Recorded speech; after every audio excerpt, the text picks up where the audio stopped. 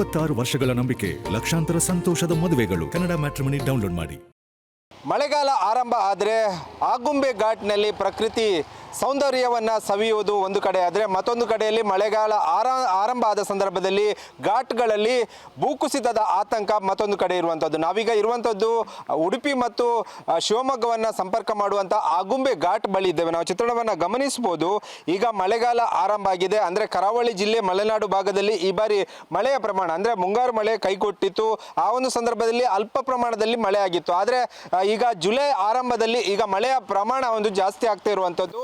ಮಳೆಯ ಪ್ರಮಾಣ ಜಾಸ್ತಿ ಆಗುತ್ತಿದ್ದಂತೆ ಆ ಒಂದು ಘಾಟ್ ಸೆಕ್ಷನ್ನಲ್ಲಿ ಈಗ ಭೂಕುಸಿತದ ಆತಂಕದ ಹಿನ್ನೆಲೆಯಲ್ಲಿ ಉಡುಪಿ ಜಿಲ್ಲಾಡಳಿತ ಒಂದು ಕ್ರಮವನ್ನು ಕೈಗೊಂಡಿರುವಂಥದ್ದು. ಅಂದರೆ ಮಳೆಯ ಪ್ರಮಾಣ ಹೆಚ್ಚಾಗುತ್ತಿದ್ದಂತೆ ಘನ ವಾಹನಗಳು ಈ ಒಂದು ಆಗುಂಬೆ ಘಾಟ್ನಲ್ಲಿ ಸಂಚಾರ ಮಾಡಬಾರ್ದಂತ ಸೂಚನೆಯನ್ನು, ಆದೇಶವನ್ನು ಹೊರಡಿಸಿರುವಂಥದ್ದು.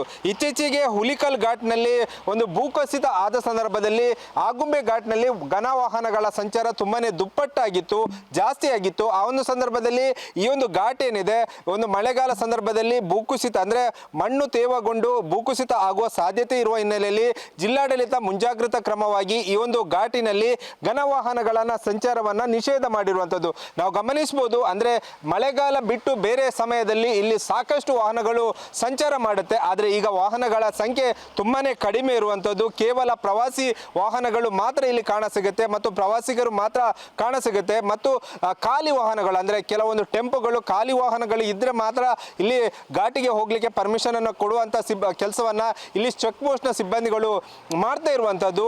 ಒಟ್ಟಾರೆಯಾಗಿ ಮುಂಜಾಗ್ರತಾ ಕ್ರಮವಾಗಿ ಆಗುಂಬೆ ಘಾಟಿಯಲ್ಲಿ ಈಗಾಗಲೇ ಎಚ್ಚೆತ್ತುಕೊಂಡಿರುವಂಥ ಜಿಲ್ಲಾಡಳಿತ ಘನ ವಾಹನಗಳ ಸಂಚಾರವನ್ನು ನಿಷೇಧ ಮಾಡಿದೆ. ಮುಂದಿನ ದಿನಗಳಲ್ಲಿ ಯಾವ ರೀತಿ ಕ್ರಮವನ್ನು ಕೈಗೊಳ್ಳುತ್ತೆ, ಯಾಕಂದರೆ ಪ್ರತಿ ಮಳೆಗಾಲ ಸಂದರ್ಭದಲ್ಲಿಯೂ ಆಗುಂಬೆ ಘಾಟ್ನಲ್ಲಿ ಭೂಕುಸಿತ ಆಗಿ ವಾಹನ ಸಂಚಾರ ನಿಷೇಧ ಆಗುತ್ತೆ.